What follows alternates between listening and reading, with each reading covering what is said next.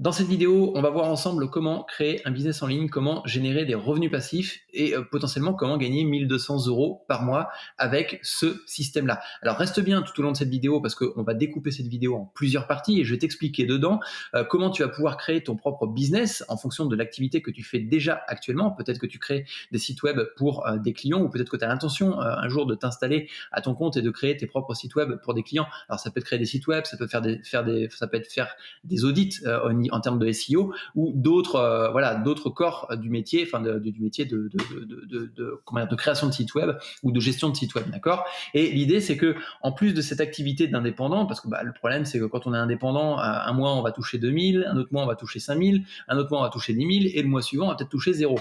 Donc l'idée ça va être un petit peu de lisser ces fameux revenus et de potentiellement se dégager un revenu récurrent, régulier, qui va pouvoir venir combler tout ça. Donc on va voir ça dans un premier temps. On va voir aussi comment mettre en place facilement tout ce système-là, ou tout du moins d'un point de vue conceptuel. Après, bien évidemment, il y a une phase de travail de ton côté, de montée en compétences pour pouvoir mettre tout ça en place.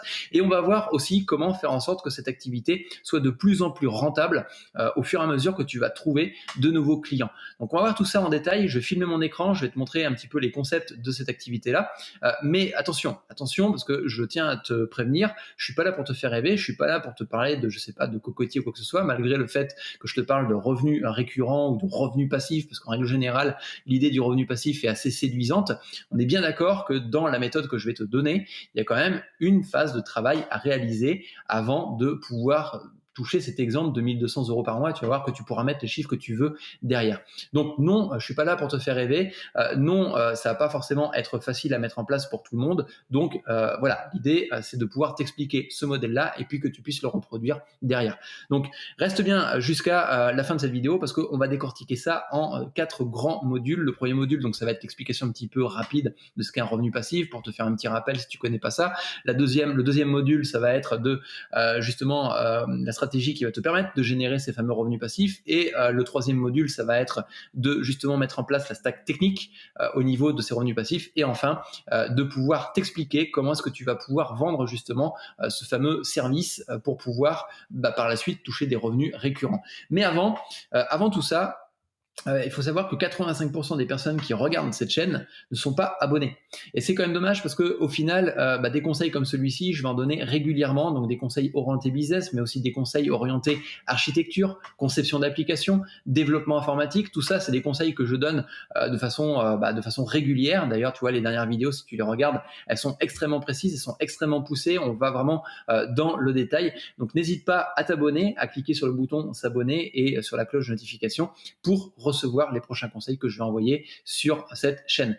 Et au-delà de ça, dans la description, tu as un lien qui te permet de recevoir des conseils, encore une fois, très poussés dans lesquels je vais dans les détails, qui te permettent tout simplement de recevoir des conseils pour être plus productif et par exemple développer une application en une semaine. C'est ce que j'ai expliqué dernièrement dans les conseils que j'ai envoyés. Des conseils pour justement développer des applications bien mieux, de façon plus professionnelle, plus qualitative. Et puis en même temps, des conseils business, bien évidemment, parce que c'est un petit peu ça qui va faire que tu vas pouvoir rentabiliser tes compétences de développeur. Allez, on passe dans directement le vif du sujet et notamment, je t'explique rapidement ce que c'est que le revenu passif. Le revenu passif, c'est tout simplement l'objectif de travailler une fois pour toucher des revenus récurrents par la suite.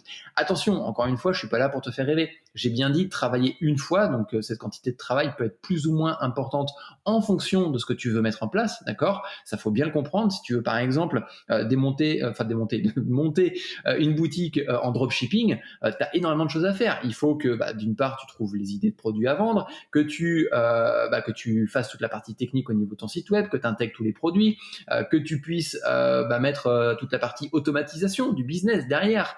Il va falloir que tu payes de la publicité, que tu trouves les clients, l'avatar type, etc.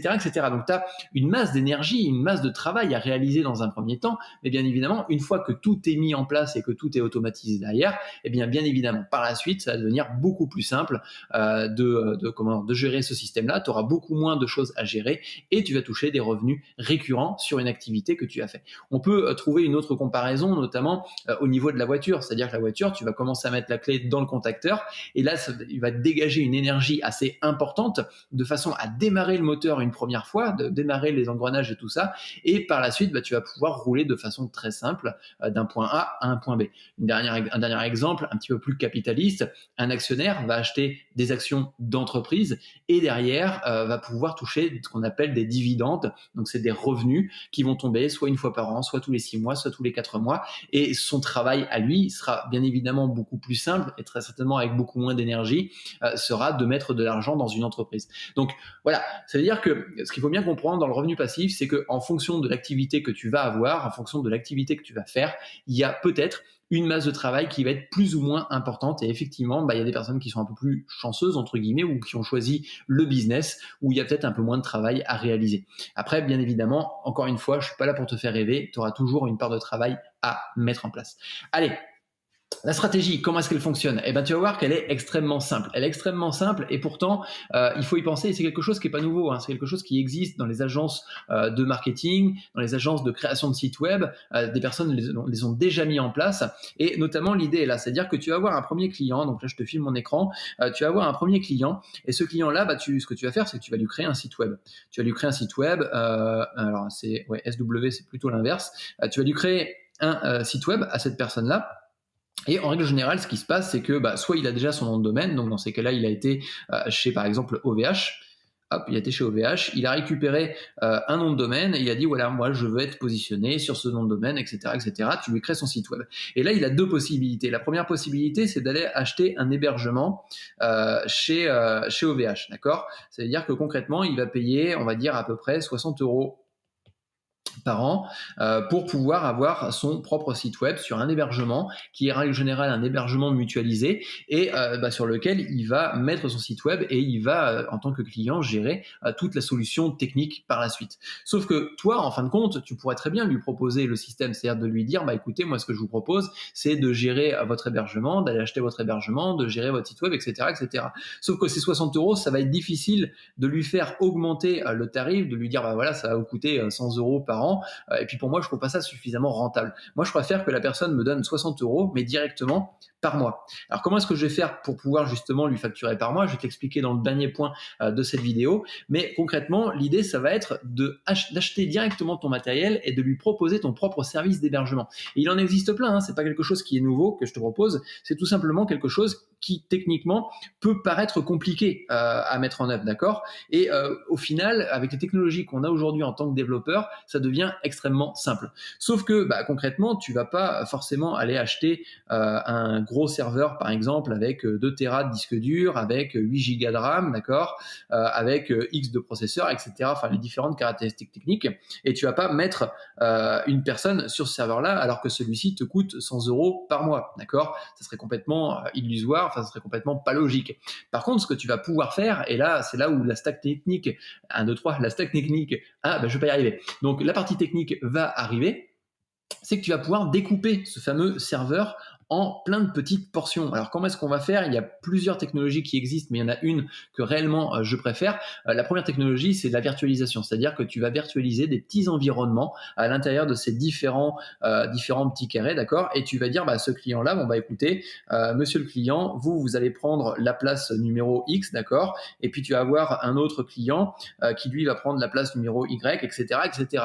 Donc chacun aura son petit environnement bien sectorisé à l'intérieur de justement ton serveur. Sauf que la virtualisation, moi je considère que c'est un petit peu il y a des ops qui vont m'écouter dire ça, mais tant pis, c'est pas grave, mais que je trouve un petit peu désuète, alors qu'aujourd'hui en termes applicatifs, je parle en niveau applicatif bien évidemment, en termes d'applicatifs, on a des technologies comme par exemple Docker, qui vont permettre de simplifier la mise en ligne des différentes applications que l'on peut avoir. Et comment est-ce que ça va se passer d'un point de vue technique? Tu vas voir qu'au final, c'est pas excessivement compliqué. Tout du moins, la logique, la conception de la mise en place de ce système-là n'est pas excessivement compliquée. D'un côté, tu vas avoir différents noms de domaine. Tu vas avoir le nom de domaine numéro 1, tu vas avoir un nom de domaine numéro 2, et puis pareil, le nom de domaine NDDX, d'accord, qui vont tous pointer, d'accord, peu importe, ils vont tous pointer directement sur ton serveur. Donc là, le serveur que tu as acheté, par exemple, 100 euros, hop, 100 euros par mois.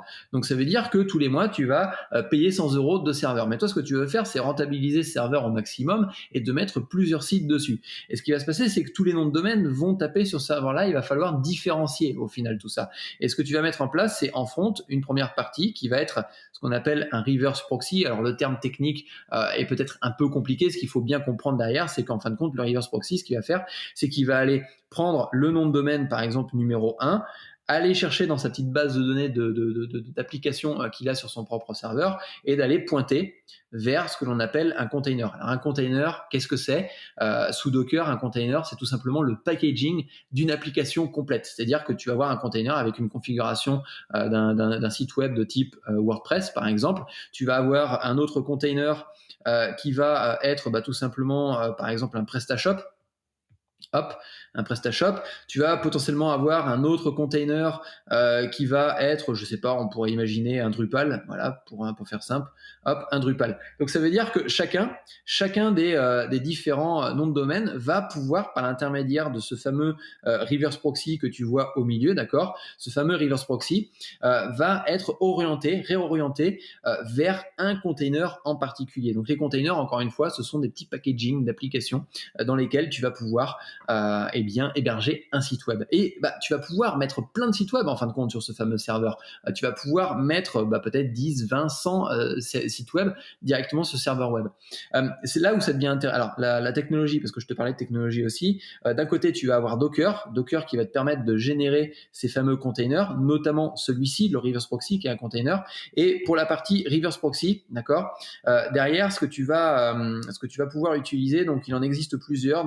Dans un premier temps, tu as par exemple Nginx qui existe, qui est un premier système de reverse proxy, donc qui va te permettre de dispatcher, de pouvoir orienter le nom de domaine associé à un container, à une petite boîte, d'accord? Ou autrement, tu en as un autre qui s'appelle Trafic, c'est Traefick,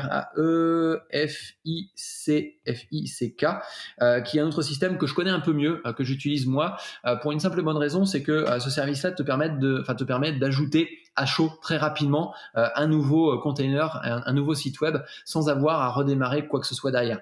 Et ce qui va se passer, c'est que la première fois, en fin de compte, tu vas peut-être créer, par exemple, une image ou un container pour ton premier site. Ça va te prendre peut-être 10 minutes. Voilà, hop, c'est parti, tu as téléchargé le container. Et puis par la suite, le fait d'ajouter un nouveau serveur avec une nouvelle ligne de commande, et bien concrètement, tu vas pouvoir derrière ajouter en l'espace de 1 ou 2 secondes un nouveau service d'hébergement pour un nouveau client. Et ça sera extrêmement rapide au fur et à mesure. Donc voilà comment est-ce que tu vas pouvoir mettre en place. Et ça veut dire que sur un serveur à 100 euros, et donc là on peut voir la méthode de calcul assez simple, d'accord, assez basique, c'est-à-dire que concrètement tu vas avoir un serveur qui va te coûter, on va dire, 100 euros par mois. Ok, alors on peut imaginer par exemple que tu vas trouver 2 clients, d'accord, 2 nouveaux clients par mois. Et ce qui est bien avec ce service-là, c'est que si tu proposes ton service d'hébergement, on est bien d'accord que le client il va pas rester qu'un mois, parce que ça veut dire que s'il reste un mois, il va falloir qu'il fasse tout le travail derrière de son côté pour pouvoir justement aller le mettre chez OVH. Donc concrètement, imaginons que tu prennes un commercial et puis le commercial va se débrouiller pour vendre ton propre service par la suite. On va voir un petit peu comment est-ce que tu peux vendre tout ça. Et donc du coup, tu vas avoir 2 clients par mois. Imaginons qu'il reste ne serait-ce qu'un an, d'accord, donc 12 mois, ce fameux client-là, et que tu factures l'hébergement par exemple 50 euros, un petit peu moins cher que ton hébergeur, mais ça reste mensuel. Donc ça veut dire que tu vas avoir donc une facturation globale, ou tout du moins un chiffre d'affaires global qui va être de 1200 euros par mois, donc 2 multiplié par 12, 24 multiplié par 50, 1200 euros, d'accord. Et puis derrière, tu vas retirer ces fameux 100 euros de frais, d'accord. Et donc tu retournes à peu près à 1100 euros de revenus récurrents dans ta poche directement. Et derrière, t'as pas d'autres frais, t'as pas plus de frais que ça. Au final, il y a que ça, il y a que les fameux 100 euros de serveur. Bien évidemment, après, t'es pas obligé de prendre 100 euros de serveur. Moi, j'ai pris 100 euros pour avoir un chiffre assez important puis avoir un gros serveur. Mais si tu vas par exemple chez Qui me suffit, tu peux avoir des serveurs avec 2 Tera d'espace disque sur le site avec 8 gigas de RAM pour à peu près, on va dire, moins d'une vingtaine d'euros par mois. Donc tu vois, on est encore bien en deçà des fameux 100 euros que je te propose actuellement. Encore une fois, après ça dépend du trafic, etc., mais ça c'est une autre histoire. Et donc Là, derrière, grâce à ça, eh bien, tu te retrouves avec une facturation qui va être mensuelle, que le client va payer chez toi et que tu vas héberger pour son propre site web. Par contre, tu vas me dire, ouais, mais attends, garçon, comment est-ce qu'on fait pour justement, pour une personne qui, lui, va payer, par exemple, 60 euros par an, ok, par an, hop, voilà. Comment est-ce que toi, tu fais pour vendre 50 euros par mois, parce que c'est carrément beaucoup plus cher que la personne justement qui va payer ses 60 euros. Et bien en fin de compte, là où ça va faire la différence, et c'est là où tu peux par exemple trouver un commercial qui le fasse pour toi, par exemple, où il va toucher une prime sur ton hébergement. Enfin après, tu peux trouver n'importe quel système de rémunération pour cette personne-là, ou tu peux le faire toi-même. En fait, ça va dépendre de la proposition de valeur que tu vas lui offrir à ton client. Ça va dépendre de ce que tu vas lui proposer derrière. Ça va dépendre de comment est-ce que tu vas vendre tes fameux 50 euros par mois. Parce que l'idée, c'est pas de faire comme la concurrence, c'est pas d'aller se battre sur le terrain de la concurrence qui est déjà bien mise en place. C'est-à-dire que OVH, effectivement, ils font de la qualité, ils sont là depuis maintenant des années et des années, et puis ils peuvent proposer, ils ont les capacités, eux, à leur niveau, de proposer quelque chose de pas trop cher pour de l'hébergement. Sauf que toi, derrière, tu peux pas proposer tout ça. Donc il va falloir faire une offre qui soit différente, d'accord ? Il faut absolument que ce soit différent de ta concurrence. Il va falloir que tu proposes quelque chose qui ne corresponde pas à ce que la concurrence fait. Il ne faut pas que tu proposes les mêmes tarifs. Il ne faut pas que tu proposes tes tarifs, et notamment, il faut que tu arrêtes de proposer tes tarifs sur de la technique. D'accord ? C'est fini. Si tu proposes tes tarifs sur la technique, t'es mort. Ça veut dire que tu vas pas pouvoir te confronter par rapport à OVH. OVH, ils ont ce qu'on appelle une SLA de 99%. Ça veut dire que concrètement, ils vont te permettre d'avoir un serveur qui va être à disposition 99% du temps. Tu peux pas faire ça. Enfin, techniquement, tu le peux, parce qu'en fin de compte, on a la capacité de le faire aujourd'hui. Mais tu peux pas te battre sur ce terrain-là. Par contre, tu vas pouvoir te battre sur de la valeur que tu vas proposer à ton client en plus du service d'hébergement. Tu vas pouvoir dire à ton client, bah écoutez, en étant avec moi, vous avez un seul interlocuteur. D'accord ? C'est-à-dire que c'est moi. Vous me téléphonez, vous me faites une demande, je vous donne je vous offre un conseil ou quoi que ce soit. Vous avez un interlocuteur, et notamment cet interlocuteur, il est de confiance parce que vous avez déjà travaillé avec moi. Ensuite, concrètement, tu peux lui proposer dans ces fameux abonnements de 50 euros X modifications par mois, d'accord ? Tu peux dire, bah voilà, écoutez, moi ce que je peux vous proposer, c'est X modifications par mois pour ces 50 euros en termes de temps de travail. Tu peux lui proposer aussi derrière la maintenance complète. Et notamment dans la maintenance, concrètement, tu peux lui dire à ce client-là, tu lui dis, écoutez, oui, il n'y a pas de souci, vous pouvez gérer la maintenance vous-même, mais imaginez si demain le serveur vient implanter, comment est-ce que vous allez faire pour pouvoir tout remettre en place ? Là, tu joues un petit peu sur la crainte, sur la peur et tout ça, ça fonctionne toujours un petit peu. Et généralement, la personne ne connaît pas, ne sait pas comment ça fonctionne derrière. Donc, d'un point de vue technique, il sera plus apte à te faire confiance toi que d'aller faire, de faire le travail lui-même, quitte à aller peut-être planter son propre site web. Donc, tu peux proposer ça. Tu peux aussi proposer X modifications par mois, X interventions en X temps par mois, par exemple, de proposer le fait que derrière tu peux lui proposer un audit, par exemple. Ça peut être ça, ça peut être un truc tout simple, c'est-à-dire que la personne dit non, moi je veux gérer la rédaction de mes articles. Ok, d'accord, pas de problème. Est-ce que par contre d'un point de vue SEO vous avez de bonnes connaissances ? Non, vous n'avez pas. Enfin voilà. Et donc du coup derrière tu vas proposer ton audit. Tu vas dire voilà, sur les 5 articles que vous écrivez par mois, moi je peux vous proposer une offre à X euros, et en plus je vous propose d'héberger votre site web chez moi. Donc ça veut dire que tu peux gonfler un petit peu plus l'offre derrière et de lui faire une réduction. Après tu peux gérer n'importe comment en fin de compte cette partie-là. Mais l'idée ça va pas être de se battre sur le terrain d'un point de vue technique, mais d'apporter une vraie valeur complémentaire, supplémentaire à ton client par le biais justement de ton hébergement et de pouvoir rentabiliser tout ça. Donc voilà un petit peu ce que tu vois par exemple sur l'histoire justement de trouver 2 clients, enfin d'avoir à peu près 24 clients par an, d'accord, sur un même serveur, c'est largement faisable. Tu peux avoir 24 clients, 24, ça peut être 24 boulangers, ça peut être 24 charcutiers, ça peut être 24 X personnes qui ne sont pas des sociétés qui ont des millions et des millions de visiteurs par mois ou par jour ou je ne sais quoi, d'accord. Eh bien concrètement, tu peux leur proposer justement tes services d'hébergement et de gérer absolument toute la maintenance derrière. Après, en termes de maintenance, on est bien d'accord qu'il n'y a rien à gérer derrière. Tu installes le site web fonctionne, le container va fonctionner aussi longtemps que le serveur est allumé. Bon, voilà, tout ça, au final, il n'y a rien à gérer. Et puis derrière, en termes de maintenance sur le site web, la plupart du temps, la mise à jour de WordPress est faite de façon complètement automatisée. Tu peux mettre en place un automatisme aussi derrière. Donc ça veut dire que tu peux tout automatiser et donc permettre à ton client d'avoir une qualité qui est quasiment tout aussi bonne d'un point de vue technique qu'un hébergeur web, un hébergeur web standard, mais en plus de lui proposer une valeur complètement différente, une valeur un petit peu artisanale, on va dire, entre justement un artisan boulanger que toi en tant qu'artisan de création de site web. Donc voilà un petit peu ce que je pouvais te proposer dans cette vidéo, et vraiment à partir du moment que tu comprends le concept, que tu sais comment le mettre en place, après si tu n'as pas les compétences de mettre en place ça, tu peux très bien demander à un développeur de te le faire, à une personne qui est spécialisée dans le domaine du DevOps, plus orienté du DevOps, d'accord, mais concrètement, qui va te permettre de mettre ce système-là en place. Et tu vas pouvoir justement l'adapter, pouvoir l'automatiser, pouvoir le facturer. Après, tu fais une facturation automatique, comme tu as peut-être l'habitude de le faire sur d'autres offres à côté, et de pouvoir mettre en place ça sur ton propre site web.